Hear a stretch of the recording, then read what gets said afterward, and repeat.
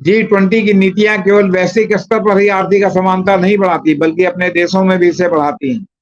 आर्थिक नीतियां खुलेआम अरबपतियों को बढ़ावा देती हैं और सामान्य आबादी को आर्थिक तौर पर कुचलती हैं। इसका सबसे बड़ा उदाहरण भारत है। दुनिया में 200 से अधिक देश हैं। जाहिर है 180 से अधिक देशों की वैश्विक अर्थव्यवस्था में हिस्सेदारी महज 15%। दुनिया की आर्थिक असमानता यहीं से शुरू। यह घोषणा पत्र ठीक श्रीमद् भागवत गीता की तरह है, जिसका नाम उद्धरण हर कोई लेता है पर इसका पालन कोई नहीं करता। वर्ष 2022 से में देश के अरबपतियों की अर्थव्यवस्था में 46% की बढ़ोतरी दर्ज की गई है। ये समावेशी है। तो दूसरी तरफ देश में परिवारों की बचत पिछले 50 वर्षों में सबसे निचले स्तर पर पहुंच गई है। क्या आप जानते हैं G20 अमीर देशों का संगठन है जिसमें भारत ही सबसे गरीब है।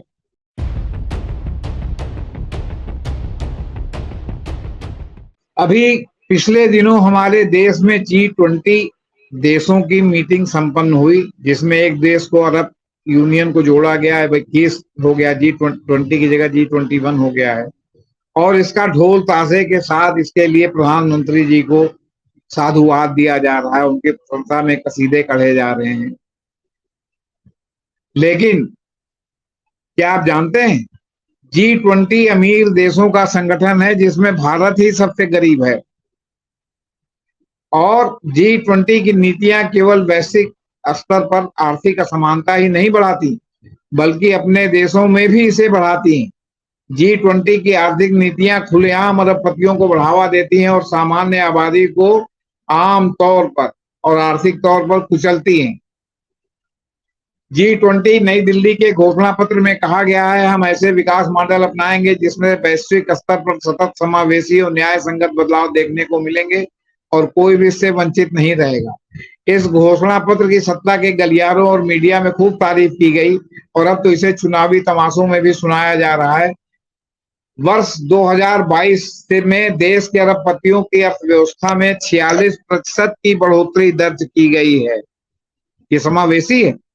तो दूसरी तरफ देश में परिवारों की बचत पिछले 50 वर्षों में सबसे निचले स्तर पर पहुंच गई है और 25 वर्ष की उम्र के स्नातकों के बीच बेरोजगारी दर 42.30% पहुंच गई है। ये आंकड़े नवजीवन अखबार के हैं। प्रधानमंत्री जी तीसरी बड़ी अर्थव्यवस्था और 5 खरब वाली अर्थव्यवस्था के दावों के बीच आर्थिक असमानता का इससे बड़ा उदाहरण क्या होगा कि देश की आबादी में सबसे अमीर लोगों की महज 5% आबादी और देश के 60% संपदा के वो मालिक हैं। तो दूसरी तरफ सामान्य आबादी वाले घरों की बचत वर्ष 2022-23 में देश की कुल जीडीपी के 5.1% तक समेट गई, जो वर्ष 2122 में 7.2% और वर्ष 2020-21 में 11.5% थी। जैसी उम्मीद थी, इस शिखर सम्मेलन में सब कुछ नाटकीय था। 3 खंडों में वार्ता और चर्चा होने की बात कही गई थी। जाहिर है इसके बाद कोई साझा घोषणा पत्र आना था, पर पहले अधिवेशन के बीच में ही तामझाम और प्रचार के साथ साझा घोषणा पत्र जनता और मीडिया के बीच में आ गया। प्रकाशित घोषणा पत्र में कहा गया कि G20 राष्ट्राध्यक्षों की बैठक 9 और 10 सितंबर को आयोजित की गई। वहीं प्रेस इंफॉर्मेशन ब्यूरो ने 9 सितंबर को शाम 4:49 बजे ही घोषणा पत्र प्रकाशित त्याग कर दिया था या जारी कर दिया। साझा घोषणा पत्र में शांति की बात कही गई है और सबके विकास की बात कही गई है, आर्थिक और पर्यावरण विकास की बात कही गई है और लैंगिक समानता की बात कही गई है। यह घोषणा पत्र ठीक श्रीमद् भागवत गीता की तरह है, जिसका नाम उद्धरण हर कोई लेता है पर इसका पालन कोई नहीं करता। घोषणा पत्र में कुछ भी लिखा हो, पर तथ्य है कि वैश्विक स्तर पर आर्थिक असमानता का सबसे बड़ा कारण G20 समूह ही है। G20 समूह की तारीफ करते हुए, इसकी महानता बताते हुए हमेशा कहा जाता है कि वैश्विक सकल घरेलू उत्पाद में G20 समूह के देशों की सम्मिलित भागीदारी लगभग 85% है। सरल शब्दों में कहा जाए तो पूरी दुनिया की अर्थव्यवस्था में से 85% हिस्सेदारी इन्हीं देशों की है। दुनिया में 200 से अधिक देश हैं। जाहिर है 180 से अधिक देशों की वैश्विक अर्थव्यवस्था में हिस्सेदारी महज 15% है। दुनिया की आर्थिक असमानता यहीं से शुरू। G20 की नीतियां केवल वैश्विक स्तर पर ही आर्थिक असमानता नहीं बढ़ाती, बल्कि अपने देशों में भी इसे बढ़ाती हैं। आर्थिक नीतियां खुलेआम अरबपतियों को बढ़ावा देती हैं और सामान्य आबादी को आर्थिक तौर पर कुचलती हैं। इसका सबसे बड़ा उदाहरण भारत है। हमारे देश में करीब 50% आबादी की सम्मिलित संपदा के तुलना में समृद्ध 1% की आबादी के पास 13 गुना से अधिक आर्थिक संपदा है। देश की सबसे समृद्ध 5% आबादी के पास देश के 60% से अधिक की संपदा है। पर दुखद है कि इस आर्थिक असमानता पर भी सत्ता पक्ष और मीडिया इतना इतराती है, इसे प्रधानमंत्री की सफलता बताती है। पिछले कुछ वर्षों से अडानी और अंबानी की संपत्ति में साल दर साल कई गुना इजाफा हो जाता है।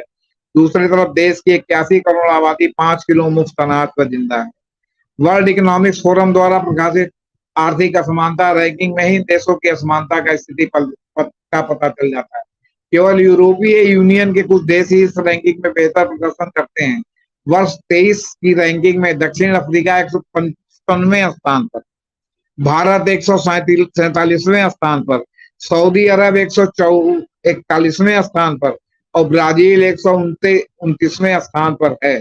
इस सूची में मैक्सिमो 92वें स्थान पर, तुर्की 89वें स्थान पर, जापान 87वें पर, चीन 82वें स्थान पर, अर्जेंटीना 72वें, अमेरिका 62वें, जापान 87वें, चीन 82वें स्थान पर, अर्जेंटीना 72वें, अमेरिका 66वें, जर्मनी 41वें स्थान पर है, इटली 44वें स्थान पर है, इंडोनेशिया 53वें स्थान पर है, रूस 46वें स्थान पर है।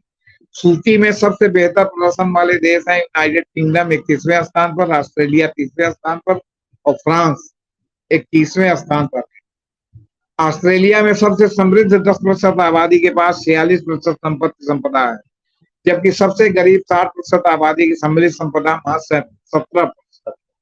आप समझ लीजिए कि ऑस्ट्रेलिया में कितनी डिस्पैरिटी है।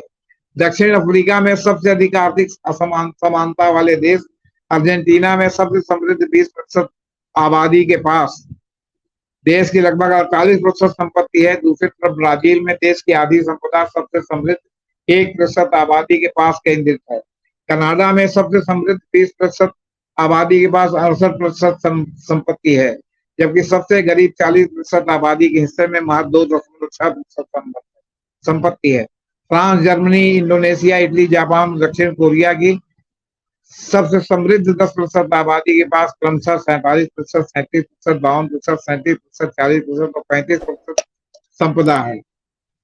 अब आप समझ लीजिए कि कितनी बड़ी आर्थिक है।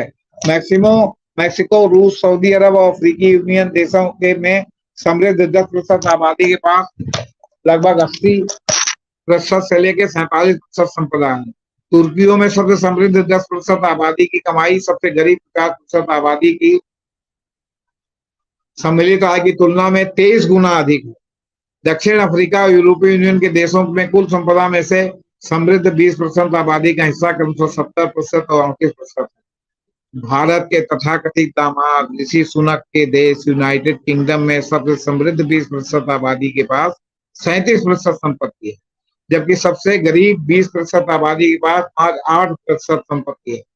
दुनिया की समानता का पाठ पढ़ाते अमेरिका में सबसे समृद्ध 1% आबादी के पास 33% संपदा है, जबकि सबसे गरीब 50% आबादी के हिस्से में महज 3%। लंदन स्थित international institute for environmental and development ने एक रिपोर्ट प्रकाशित कर बताया कि दुनिया के 58 सबसे गरीब देश और छोटे द्वीपीय देश कोविड महामारी के दौर में अब तक G20 के देशों इनके वित्तीय संस्थानों को ब्याज के तौर पर $50 अरब से अधिक का भुगतान कर चुके हैं। विश्व बैंक के आंकड़ों के आधार पर तैयार की गई इस रिपोर्ट के अनुसार गरीब देशों पर ब्याज का बोझ साल दर साल बढ़ता जा रहा है। वर्ष 2020 में इन देशों को G20 देशों के ब्याज के तौर पर $13 अरब का भुगतान किया, जो वर्ष 2021 में बढ़कर $14 अरब हो गया। वर्ष 2022 में गरीब देशों ने ब्याज के तौर पर $21 अरब का भुगतान किया। अब आप समझिए कि G20 आर्थिक विषमता बढ़ा रहा है या आर्थिक समानता कायम करने की दिशा में। ये शोषक देशों का जो है वो आपका क्या कहते हैं, मतलब आप समझिए कि संगठन है जो पूरे विश्व में सारी संपदा पर जिसका कब्जा है और जो अपने चकाचौंध में लोगों को भ्रमित करके आपको क्या कहते हैं, मतलब क्या कहते हैं, सिर्फ अपने लिए भ्रमित करके समर्थन जुटा रहा है। इसका फायदा कम नुकसान ज्यादा।